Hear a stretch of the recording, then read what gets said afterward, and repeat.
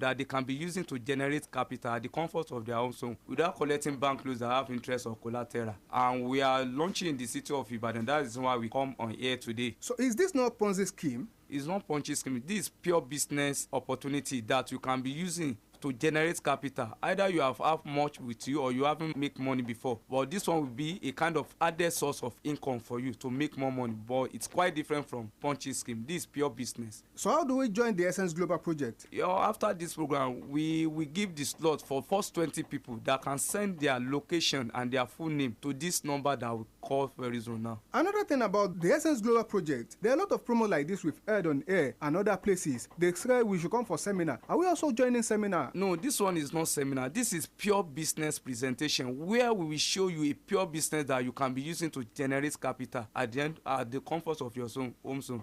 So how do we join the Essence Global project? By mere sending your name and your location to this very number that I want to call now. 070 71 71 1617 070 71 71 1617. àǹfààní ńlá ni wọn náà ti gbọ́ yìí láti iléeṣẹ́ the Essence Global project. wọ́n léyìí kì í ṣe sogúndogójì bẹ́ẹ̀ ni kì í ṣe talágbèdá. ò nílò kó o mú èèyàn kan wà béèyàn méjì wá kó tó di wípé wọn náà jẹ́ àǹfààní tó sì dolówó dọlọ́rọ̀ tí wọn náà lè máa fúnyàn tó kúrò nínú kòsíkòsí. gbìyànjú kó o pe nọ́mbà yìí kó o lè gba ìtọ́ni lórí bó ti ṣe darapọ̀ mọ́ iléeṣẹ́ Essence Global project. ojú òpó ńlẹ̀ẹ̀kan sí ni 070 71 71 1617 070 71 71 1617. ẹ ṣeun o.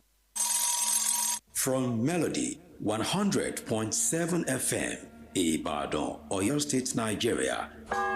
The time is 5 p.m. News on Melody 100.7 FM Ibadan.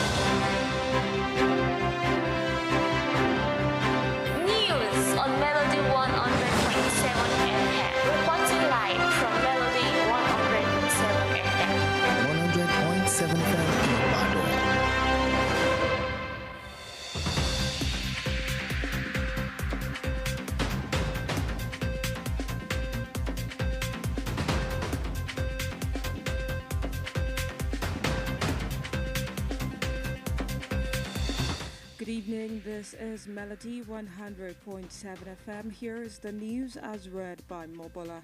Bad day, Kale. First, the major headlines. Nigeria's power minister visits UCH over months of power outage. Lawmaker says hiking electricity tariff will worsen SMEs' woes. Former Vice President of Nigeria and other top political dignitaries visit former President Obasanjo. And on sports news today, Chile returns to watch MPFL matches after European tour. And now the news in details. Nigeria's Minister of Power, Mr. Adebola Adebayo, today visited the University College Hospital, UCH Ibadan, the Oyo State capital.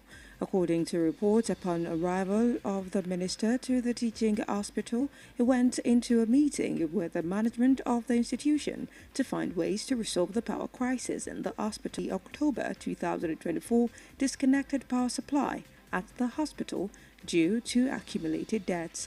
The management of the University College Hospital, UCH Ibadan, however, earlier told media that the hospital is working round the clock to provide alternative and sustainable electricity to power the hospital.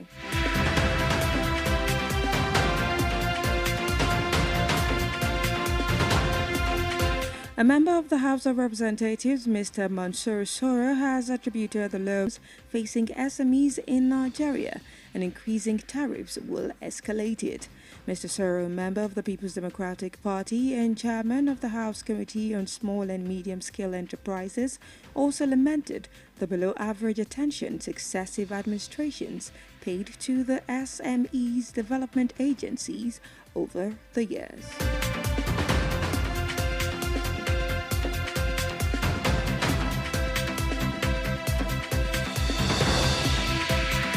The Kogi State Governor, Mr. Ahmed Usman Ododo, has called for deeper collaboration among security agencies operating in the state to advance the administration's zero tolerance for crime in all parts of the state. The governor disclosed this during a meeting with local government chairmen, members of the State Vigilante Service, and professional hunters at the Government House in Lokoja today. The meeting centered on evolving new strategies for improving community safety, enhancing coordination among security agencies, and reinforcing the role of local stakeholders in the fight against crime in the state.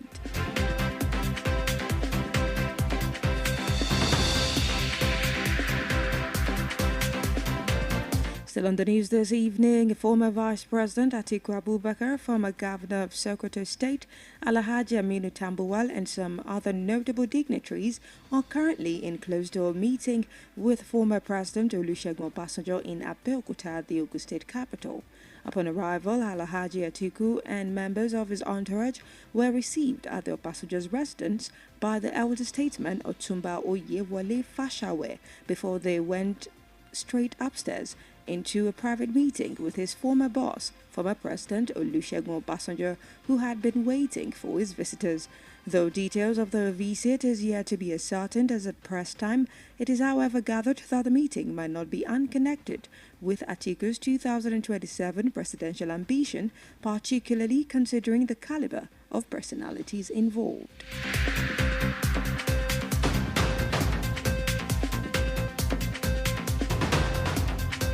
And finally, in the world of sports this evening, Super Eagles head coach Eric Chelle will return to the country before the end of the month to scout players in the Nigeria Premier Football League (NPFL). Chelle, who was appointed Super Eagles head coach in January, is currently on a tour of Europe to meet the team's top stars.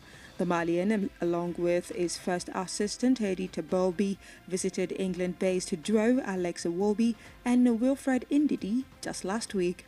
The duo also met Nantes winger Moses Simon in France, as Chelle will continue his tour this week and will watch a number of NPFL matches upon his return to Nigeria.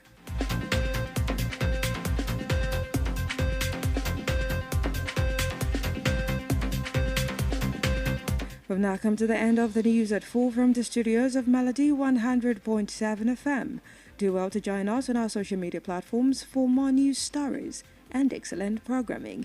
The news was compiled and produced by Boluwaji Ogumola and is edited by Temitope Bremer. I am Mobola Badekale. Good evening and thank you for listening.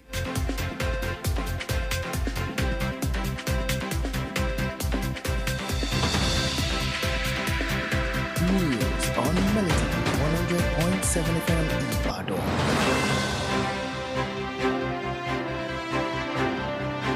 News on Melody 100.7 FM. Reporting live from Melody 100.7 FM. 100.7 FM Ibadan. Ìròyìn ní ìkànnì Melody 100.7 FM Ibadan.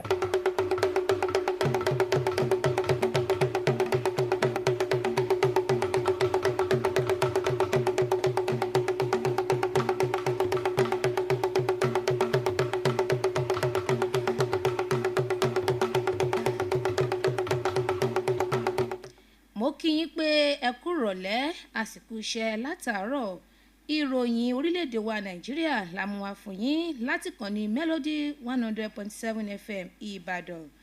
Adebola Adebayo ni oníròyìn yìí. Ṣáájú ẹ gbọ́ kókó tó wà nínú ìròyìn náà.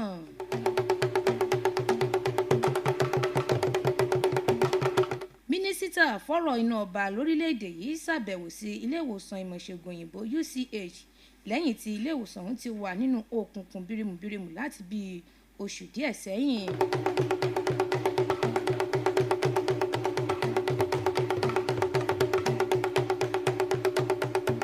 Aṣòfin kan ti sọ pé mímú àlékún bá owó iná ọba nílẹ̀ yìí yóò mú èbù ẹ̀yìn bá okòwò kéréje. igbákejì ààrẹ ilẹ̀ yìí tẹ́lẹ̀ rí àtàwọn èèkàn tó dipò òṣèlú mú ṣàbẹ̀wò sí ààrẹ tẹ́lẹ̀ rí Olúṣẹ́gun Ọbásanjọ́.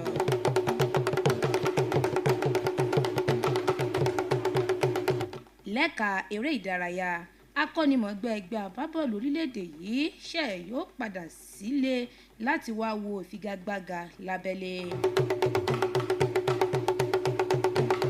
ìròyìn ọ̀hún rèé lẹ́kùnrẹ́rẹ́. mínísítà fún iná ọba nílẹ̀ yìí ọ̀gbẹ́ni Adélábù Adébáyọ̀ ṣàbẹ̀wò sí ilé ìwòsàn ìkọ́nimọ̀-ìṣègùn òyìnbó nílùú Ìbàdàn nípínlẹ̀ Ọ̀yọ́ UCH lónìí. gẹ́gẹ́ bí ìròyìn ṣe sọ, láríjà ìrìnàjò mínísítà ọ̀hún ní láti jókòó ìpàdé pẹ̀lú àwọn aláṣẹ ilé ìwòsàn náà láti wá ojútùú sí ìdojúkọ tó ń kojú iná ọba nílé ìwòsàn náà. ẹ ó rántí pé UCH ló ń kojú òkùnkùn birimubirimu láti bí ọdún kan níbi iléeṣẹ́ àpinná nílùú Ìbàdàn IBEDC lóṣù kẹta ọdún tó kọjá ṣe yọ iná wọn sílẹ̀ tó sì jẹ́ pé bákan náà ní ìbẹ̀rẹ̀ oṣù kẹwàá ọdún tó kọjá látàrí òbítíbitì gbèsè tí wọ́n sọ pé ilé ìwòsàn ọ̀hún jẹ sọ́rùn. àwọn aláṣẹ ilé ìwòsàn ọ̀hún nílùú Ìbàdàn ti ṣáájú sọ fún àwọn oníròyìn pé ilé ìwòsàn náà ti ń ṣiṣẹ́ takuntakun láti wá ọ̀nà míì máa ní iná mọ̀nàmọ́ná láyìíká ilé ìwòsàn náà.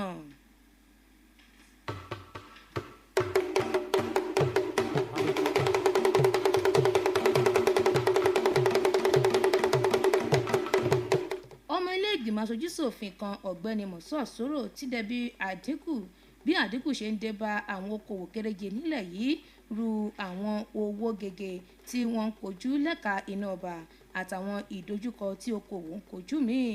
bákan náà ló mẹ́nu bà pé ìpèníjà tó ń kojú iná ọba nílẹ̀ yìí jẹ́ ọ̀kan gbòógì ìṣòro táwọn okòwò ń kojú tó sì jẹ́ pé àfikún owó iná lè tún mú èbù ẹ̀yìn bá okòwò kéréje lórílẹ̀‐èdè yìí. ọ̀gbẹ́ni Sòrò tó jẹ́ ọmọ ẹgbẹ́ òṣèlú PDP tó tún jẹ́ alága ìgbìmọ̀ tó ní sọ̀rọ̀ okòwò ńláńlá àti kéréje lórílẹ̀‐èdè yìí kọminú lórí ojú tẹ́ńbẹ́lú tí wọ́n fi ń wo àwọn àjọ tó wà fún ìdàgbàsókè okòwò láti bí ọdún díẹ̀ sẹ́yìn.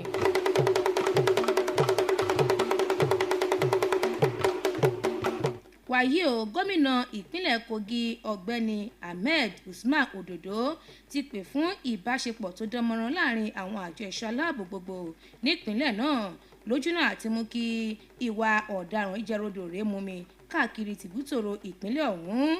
gómìnà sọ eléyìí di mímọ̀ níbi ìpàdé kan tó ṣe pẹ̀lú àwọn alága ìjọba ìbílẹ̀, àwọn ọdẹ ìbílẹ̀ fìjìláńtẹ́ tó fi mọ́ àwọn ọdẹ tó dáńtọ́ míì níbi ìpàdé ọ̀hún tó wáyé lónìí ní Lọ́kọjà. gẹ́gẹ́ bó ṣe sọ, láríjà ìpàdé náà ní láti mọ àwọn ọ̀nà àgbà mú kí ètò ààbò túbọ̀ gbórígbórígìsè tó fi mọ́ ṣíṣiṣẹ́ pọ̀ pẹ̀lú àwọn àjọ ẹ̀ṣọ́ aláàbò gbogbo láti jọ gbójú àgọ́ sí ìwà ọ̀daràn ní gbogbo kọ̀rọ̀kọ́ndù ìpínlẹ̀ náà.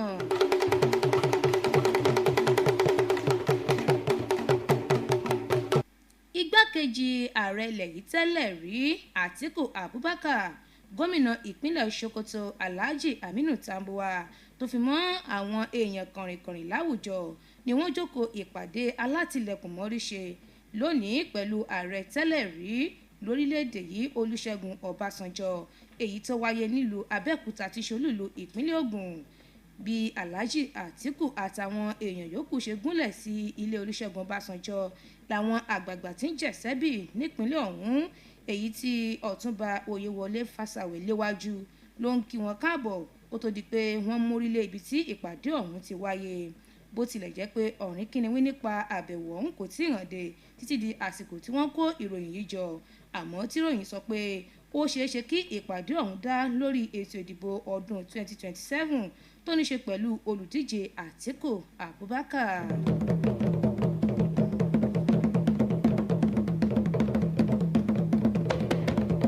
lágbọn eré ìdárayá, akọ́nimọ̀ọ́gbá ẹgbẹ́ agbábọ́ọ̀lù Super Eagles Eritrea yóò padà sórílẹ̀-èdè yìí kó tó di òpin oṣù tá a wà yìí láti wá wo àwọn ẹgbẹ́ agbábọ́ọ̀lù lábẹ́lé tó lè kópa fún ipò àgbà ọ̀jẹ̀ ẹgbẹ́ agbábọ́ọ̀lù lórílẹ̀‐èdè Nàìjíríà tí wọ́n yàn sípò akọ́nimọ̀ọ́gbá ikọ̀ agbábọ́ọ̀lù Super Eagles lóṣù kínní wà lórí ìrìn àjò rẹ̀ lọ sí ilẹ̀ Europe láti lọ ṣèpàdé pẹ̀lú àwọn kọ̀rìnkọ̀rìn nínú ẹgbẹ́ agbábọ́ọ̀lù náà.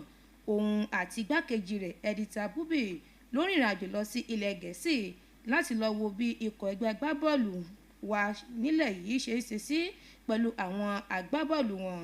Lára àwọn tí ó fojú ganni tó sì bá ṣèpàdé ní Alex Iwobi àti Wilfred Ndidi. Ṣáájú ló ti kọ́kọ́ ṣèpàdé pẹ̀lú Moses Simon lórílẹ̀‐èdè Faransé.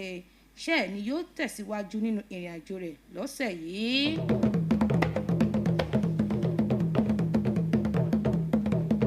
Ká tó mú ìròyìn wá sópin, kókó tá a mẹ́nubà rèé lẹ́ẹ̀kan sí i. Àmúwá fún yín pé mínísítà tó wà fọ́rọ̀ inú ọba lórílẹ̀‐èdè Nàìjíríà ṣàbẹ̀wò sí ilé ìwòsàn ìmọ̀ ìṣègùn òyìnbó UCH lónìí lẹ́yìn tí ilé ìwòsàn ti wà nínú òkùnkùn bírímù láti bíi oṣù díẹ̀ sẹ́yìn.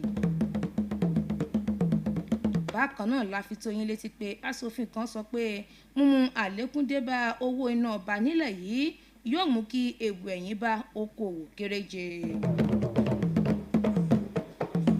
A tún fi tó yín létí pé igbákejì ààrẹ tẹ́lẹ̀ rí àtàwọn èèkàn tó dipò òṣèlú mú ṣàbẹ̀wò sí ààrẹ tẹ́lẹ̀ rí Olúṣẹ́gun Ọbásanjọ́. Lákòótán lẹ́ka eré ìdárayá láti mú wá fún yín pé akọ́nimọ̀ọ́gbẹ́ ẹgbẹ́ agbábọ́ọ̀lù orílẹ̀-èdè wa Nàìjíríà ṣẹ̀ yóò padà sílé láti wá wo ìfigagbága lábẹ́lé. So èyí ni òpin ìròyìn orílẹ̀-èdè wa Nàìjíríà.